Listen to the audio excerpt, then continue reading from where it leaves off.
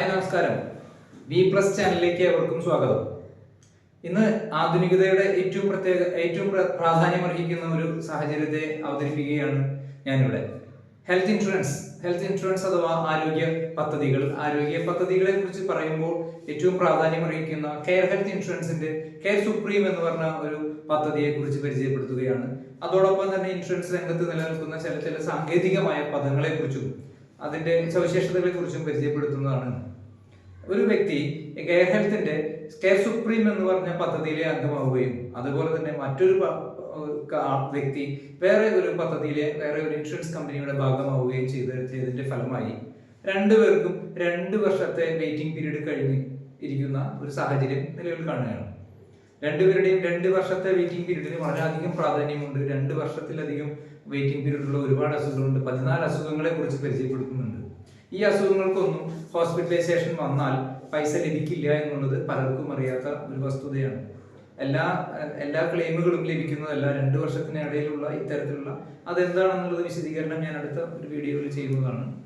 ഇങ്ങനെ ഈ സാഹചര്യത്തെ ഒരു ഹൈപ്പോത്തറ്റിക്കൽ ആയിട്ടുള്ള ഒരു സാഹചര്യത്തെ ഞാൻ ഇവിടെ വിലയിരുത്തുകയാണ്. അതിൽ എ എന്ന് പറഞ്ഞ വ്യക്തി കെയർ സുപ്രീം എന്ന് പറയുന്ന ആരോഗ്യ പദ്ധതിയുടെ ഭാഗമാവുകയും ബി എന്ന വ്യക്തി അതർ ഇൻഷുറൻസ് കമ്പനികളുടെ ഒരു പദ്ധതിയുടെ ഭാഗമാവുകയും ചെയ്യുന്നു. രണ്ടുപേരും എടുക്കുന്നത് 10 ലക്ഷം രൂപ വരുന്ന സം ഇൻഷ്യൂർഡ് വരുന്നു, അല്ലെങ്കിൽ കമ്പനികൾ നൽകാമെന്ന് പറയുന്ന തുക 10 ലക്ഷം രൂപയാണ്. രണ്ടുപേർക്കും ഒരു കിഡ്നി സ്റ്റോണുമായി ബന്ധപ്പെട്ട എന്തോ ഒരു അസുഖം വന്നു ഒരേ സാഹചര്യത്തിൽ വന്നാൽ ഈ വ്യക്തി ഇവിടെ വരുമ്പോൾ തന്നെ ആദ്യം തന്നെ ഡോക്ടർ 2 വ്യക്തിയും അഡ്മിറ്റഡ് ആയി കഴിഞ്ഞാൽ ആദ്യം തന്നെ ഇത് അഡ്മിറ്റഡ് ആവണേക്കാൾ മുൻപേ ചോദിക്കും നിങ്ങൾക്ക് ചെക്ക് ചെയ്യാനുള്ള ചെക്കിങ്, അതായത് മറ്റേ ലബോറട്ടറി ടെസ്റ്റ്, അതേപോലെ ഡോക്ടറെ എടുക്കാനുള്ള ഫീസ്, അതേപോലെ തന്നെ സ്കാൻ, എക്സ്റേ, ഇതെല്ലാം ചെയ്യിപ്പിക്കുമ്പോൾ സ്വാഭാവികമായിട്ടും ഒരു കസ്റ്റമർ അല്ലെങ്കിൽ ഒരു ഉപഭോക്താവ് ചോദിക്കുന്ന ചോദ്യമുണ്ട്, എനിക്ക് ആ പൈസ ലഭ്യമാകുമോ എന്ന്. അപ്പോൾ അത് ലഭ്യമാവുകയില്ല, 2 കമ്പനികളിലും ലഭ്യമാവുകയില്ല.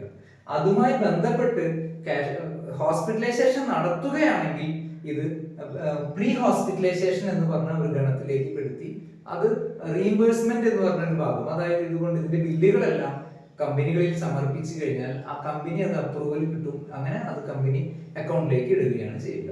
അപ്പോൾ ഈ 2 വ്യക്തികളെയും അഡ്മിറ്റ് ചെയ്തപ്പോൾ സ്വാഭാവികമായിട്ടും ചോദിക്കുന്ന ഒരു ചോദ്യമാണ്, നിങ്ങൾക്ക് ഏത് റൂമാണ് വേണ്ടത് എന്നുള്ള ചോദ്യത്തിനുള്ള ഉത്തരം.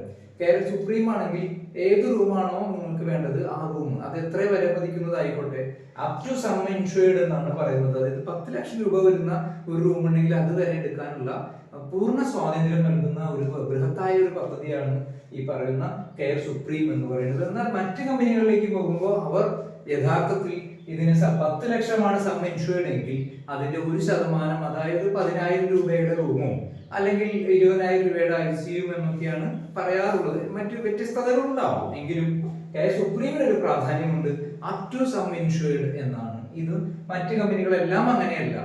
അത് അങ്ങനെ ഒരു അഡ്മിറ്റഡ് ആയി കഴിഞ്ഞാൽ പിന്നെ ക്ലെയിം ഇന്റിമേഷൻ കൊടുത്ത് ക്ലെയിം പ്രോസസ് എന്ന് പറയുന്ന ഒരു പ്രക്രിയ നടക്കുന്നുണ്ട്. ക്യാഷ്ലെസ് ആയിട്ടാണ് അത് പോവുക. അതിനുശേഷം വ്യക്തി ഡിസ്ചാർജ് ആയി കഴിഞ്ഞാൽ, ഡിസ്ചാർജ് സമ്മറി കിട്ടിക്കഴിഞ്ഞാൽ, ഹോസ്പിറ്റലൈസേഷൻ കഴിഞ്ഞ് ഡോക്ടർ റിവ്യൂവിന് വരാൻ പറയുന്നത് 6 മാസക്കാലം 180 ദിവസമാണ് കെയർ സുപ്രീമിലെങ്കിൽ. മറ്റ് അതിലാണെങ്കിൽ ചിലപ്പോൾ 90 ദിവസമാവാം, ചിലപ്പോൾ 120 ഡേയ്സ് ആവാം, 120 ദിവസമാവാം, 180 ആവാം. ഇത് കെയർ സുപ്രീമിലേക്ക് വരുമ്പോൾ 180 ദിവസത്തിന് അകത്ത് വരികയാണെങ്കിൽ ഡോക്ടറെ കാണാൻ വരുന്ന ഡോക്ടറുടെ ഫീസ്, അതുപോലെ തന്നെ ഡോക്ടർ ചെക്ക് ചെയ്യാൻ പറയുന്നത്, വീണ്ടും സ്കാൻ ചെയ്യാൻ പറഞ്ഞ ആ സ്കാൻ ചെയ്ത ബില്ല്, എക്സ്റേ എടുക്കാൻ പറഞ്ഞ എക്സ്റേയുടെ ബില്ല്, ഇതെല്ലാം കൂടി കമ്പനിയിലേക്ക് സബ്മിറ്റ് ചെയ്താൽ അത് കമ്പനി അത് അപ്രൂവൽ ആയിട്ട് കസ്റ്റമറുടെ ബാങ്ക് അക്കൗണ്ടിലേക്ക് അത് വന്നു ചേരുന്നതാണ്. അതായത് അപ്പൊ രണ്ടും തമ്മിലുള്ള താരതമ്യമായിട്ടുള്ള ഒരു വലിയ വ്യത്യാസം എന്ന് പറയുന്നത്, പ്രീ ഹോസ്പിറ്റലൈസേഷൻ ഇവിടെ എടുക്കുന്നത്, കെയർ സുപ്രീമിൽ എടുക്കുന്നത് 60 ദിവസമാണെങ്കിൽ മറ്റു കമ്പനികളിലൊക്കെ 30 ദിവസം എടുക്കുള്ളൂ. നമുക്ക് 60 ദിവസം മുൻപ് വരെയുള്ള കണ്ടുകൊണ്ടിരിക്കുന്ന ഒരു വ്യക്തിക്ക് പോലും അതുമായി ബന്ധപ്പെട്ട അസുഖത്തിനാണ് ഹോസ്പിറ്റലൈസ് ചെയ്യുന്നത് എങ്കിൽ അതിനുള്ള പൈസ നമുക്ക് ലഭ്യമാവുന്നതാണ്. ക്യാഷ്ലെസ് പോകുന്നു. ഇത് വളരെ പ്രാധാന്യം അറിയിക്കുന്ന ഒരു കാര്യമാണ്.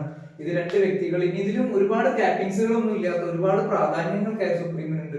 ഇതിൽ ഏറ്റവും ലളിതമായിട്ടൊരു കാര്യമാണ് ഞാൻ പരിചയപ്പെടുത്തിയത്. നിങ്ങൾക്ക് എന്റെ ചാനൽ ഇഷ്ടപ്പെട്ടു എങ്കിൽ ഇത് ലൈക്ക് ചെയ്യുക, സബ്സ്ക്രൈബ് ചെയ്യുക. നന്ദി, നമസ്കാരം.